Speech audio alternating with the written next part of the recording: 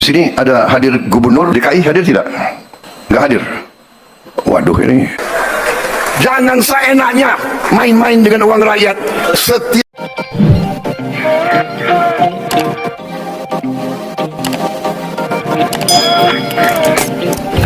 saya ingin garis bawahi salah satu proyek infrastruktur yang sangat strategis, sangat vital bagi kita, merupakan suatu mega proyek, tapi harus kita laksanakan adalah Giant Sea Wall, tanggul laut pantai utara Jawa.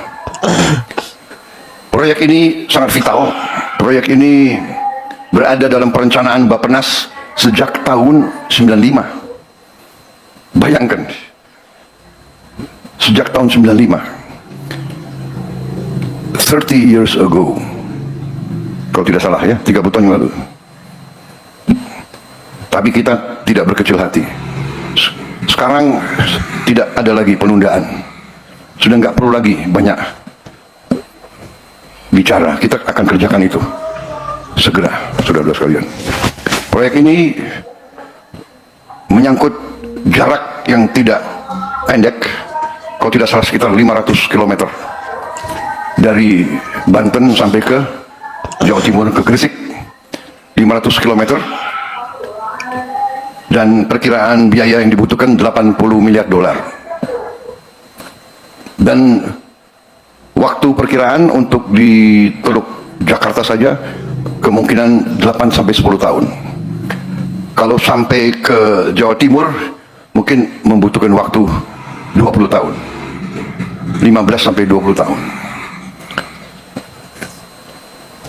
Tidak ada masalah.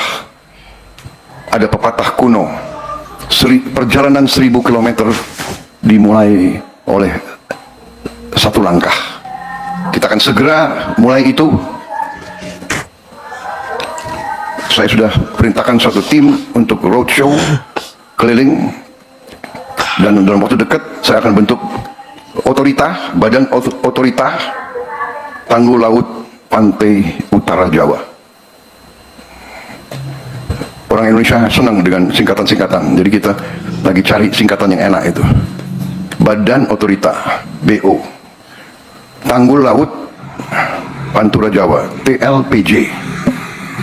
Jadi BO TLPJ. Kalau disingkat gimana tuh? Iftitah gimana kalau singkatannya tuh? Apa? Ya, dicarilah ya. Sangat penting ini. Tapi ini vital. Dan ini sesuatu mega project. Saya akan mulai. Saya tidak tahu presiden mana yang akan menyelesaikan. Tapi kita harus mulai. Dan kita akan mulai.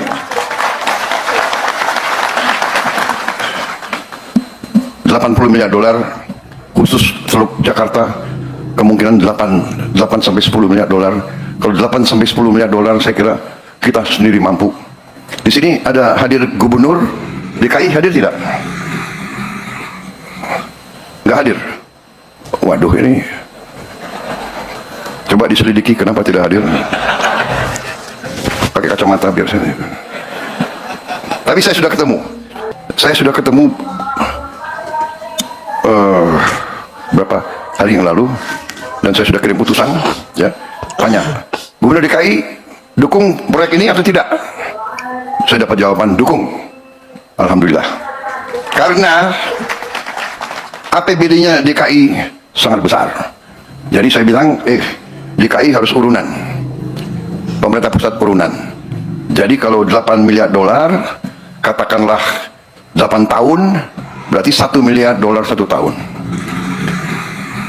Menteri Keuangan sudah kelihatan tegang melihat. Tenang Bu, DKI nyumbang. Jadi DKI setengah, pemerintah pusat setengah. Karena ini untuk DKI sebenarnya. Ya, jadi tanggul utara DKI, kemudian nanti selanjutnya di depan Semarang. Prioritas kita adalah DKI Semarang. Semarang, Pekalongan, Brebes itu air sudah mengancam kehidupan rakyat kita. Harus segera. Dan ini sesuatu yang harus kita laksanakan, dan kita terbuka. Perusahaan-perusahaan dari Tiongkok, dari Jepang, dari Korea, dari Eropa, dari Timur Tengah yang mau ikut, silakan. Tapi kita tidak tunggu, kita akan gunakan kekuatan kita sendiri. Saudara-saudara sekalian, demikian yang ingin saya sampaikan. Saya minta maaf. Jangan seenaknya main-main dengan uang rakyat. Setiap rupiah uang rakyat harus kita jaga, harus kita jaga. Jangan seenaknya main-main dengan uang rakyat, jangan seenak-enaknya. Kualitas belanja negara harus terus kita tingkatkan. Kita terus mendorong efisiensi belanja. Saudara-saudara, setiap rupiah harus memberi manfaat yang nyata. Belanja operasional yang tidak efisien dipangkas. Belanja negara harus memberi manfaat, menciptakan lapangan kerja, memperkuat daya beli, dan meningkatkan kualitas layanan publik. Peran APBN didorong untuk lebih proporsional. APBN kita utamakan untuk pemenuhan kebutuhan dasar dan layanan publik terbaik untuk rakyat, untuk aktivitas ekonomi bernilai tambah yang tinggi dan memberi keuntungan komersial. Kepuasan kinerja Gubernur Jakarta kalah dengan Jawa Barat yang dipimpin oleh KDM. Bukan hanya kalah dengan Jawa Barat, kita kalah dengan Jatim, Jateng, Jogja. Jakarta berada dalam posisi kelima. Bayangkan, kita lihat Gubernur Jawa Barat yang memiliki APBD lebih sedikit, lebih kecil Jakarta, jauh dibandingkan Jakarta, dengan daerah yang lebih luas, penduduknya lebih banyak. Kok mampu meraih kepuasan publik kinerja gubernur itu mencapai 95%. Luar biasa. Kita sampaikan top itu, kita akui. Nah ini Jakarta bagaimana? Saya, ya, mohon maaf ini, yang mendukung penuh Gubernur DKI Jakarta, yang tidak cawe-cawe jabatan, merasa punya tanggung jawab moral. Ya, bagaimana mungkin kita bisa kalah dengan kita yang mana Gubernur Jakarta itu punya kewenangan penuh, brak, langsung di mejanya itu. Kenapa kita bisa kalah begini? Ya, itu timnya bagaimana? Kerja apa kalian? Asal Bapak senang, tim gabut. Ganti itu timnya. Pak Ahok tuh bilang kalau misalkan air itu meluap itu bisa banjir hingga Monas seperti itu. Nah, tanggapan dari Pak Agus sendiri dan Jakarta. Tanggapannya sederhana. Mudah-mudahan Pak Ahok salah. Tapi ada itu mudah-mudahan Pak Ahok salah. Ini beredar di sosial media. Apakah kemudian dalam periode tertentu tanggul itu akan ditinggikan lagi mengingat ya, pembukaan Jakarta yang selalu ada dan tanggul terus turun? Ya makanya kita harus kita beli supaya tidak boleh pakai air tanah lagi di Jakarta. Dan kita mesti ada waduk di Ciawi yang bisa mengisi air ke reservoir sehingga dari gunung itu di bawah lapisan tanah itu terisi air. Kalau sekarang semua gedung-gedung hotel semua pakai air pump, bukan air pump, air tanah. Itu yang membuat tambah turun. Masalahnya Pak Lija zaman dulu Aitra bisa dijual sahamnya dikuasai dari swasta dengan kontrak yang sangat merugikan DKI sebetulnya. Nah itu mah kita mau beli kembali, tapi kan ada yang gugat lagi dari LBH. Jadi masalah Jakarta memang kompleks, kita bisa atasi kok. Sekarang juga saya katakan kalau tidak ada jebol atau kecelakaan apapun, nggak ada lagi banjir berminggu-minggu di Jakarta. Kalau soalnya selatan saya tenggelam, ya wajar dong sungai Anda masih sempit-sempit, tapi juga tetap kan ada sempit-sempit di sini, tetap airnya kan pelan-pelan ngalir ke sini kan. Nah tetap beres juga. Makanya banjir Jakarta sekarang nggak ada cerita namanya tergenang berhari-hari. Dan sampai sehari juga beres. Pak Ahok, selain Anda katakan tadi soal pembuatan tanggul, ada lagi faktor lain misalnya ambisi para pengembang yang terus membangun di area reklamasi. Ya, kita kan sudah tentukan sekarang. Kalau kamu punya tanah, Anda membangun di daerah yang itu adalah jembatan air, maka kami tidak akan izinkan. Lalu Anda mengatakan saya rugi. Kami beli harga tanah Anda berapa. Kita tetap jadikan fungsi seperti danau semula. Karena kalau kamu itu urut kan jadi masalah. Itu kita tawarkan. Makanya saya lagi minta sama DPRD, nanti uang beli tanah itu jangan tentukan tanah di mana. Taruh saja berapa puluh triliun atau berapa triliun untuk beli tanah selama harga tanah itu harga NJOP atau harga pasar dan suratnya benar.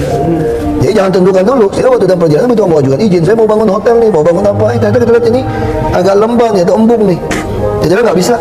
Saya rugi, ya udah nggak usah ribut, rugi saya beli. Hal lain lagi juga ruang terbuka hijau kita kan memang sangat sedikit begitu, kurang dari 10%, padahal targetnya 30%. Makanya harus beli. Selama ini tuh jadi kacau karena Anda tentukan dulu daerah mana mau Anda beli. NJOP tentukan tahun ini, tahun depan udah naik. Begitu naik mesti di perubahan lagi. Orang yang jual tanah mau nggak sih tanah kamu diijonin harga lama, bayarnya tahun depan? kamu kan mau beli tanah juga tempat lain. Itu kelemahan di situ. Makanya saya perbaiki dengan cara taruh uang aja. Yang penting dapat uang berapa, siapapun mau jual tanah selama uang cukup kita beli. Pernah dengar peringatan Ahok soal Tanggul Mutiara kalau jebol banjirnya bisa sampai Monas? Ini bukan drama tapi ancaman nyata buat Jakarta. Dari zaman Ahok jadi gubernur, masalah tenggelamnya Jakarta udah jadi perhatian serius. Makanya muncul wacana Giant Sea Wall, bukan cuma buat nahan banjir rob tapi jadi pertahanan jangka panjang. Di era Jokowi jadi presiden, proyek ini juga mulai dibahas serius dan jadi urgensi karena penurunan tanah Jakarta makin mengkhawatirkan. Tapi kenapa malah mandek? Di era Anies, proyek Giant Sea Wall ditolak dengan alasan terlalu berorientasi fisik dan diganti pendekatan naturalisasi. Masalahnya solusi pengganti nggak sebanding sama skala ancamannya. Hasilnya, udah beberapa tahun lewat rob tetap naik, tanah makin turun. Sekarang di era Prabowo, proyek ini jadi prioritas nasional untuk keamanan dan pertahanan jangka panjang. Yang jadi pertanyaan, kalau ancamannya nyata dari awal, kenapa nggak terrealisasikan dari dulu? Menurut lo apa alasannya? Coba kasih pendapat paling logis lo di komen. Terima kasih sudah menonton. Jangan lupa like, subscribe, dan tekan tombol lonceng. Bye-bye.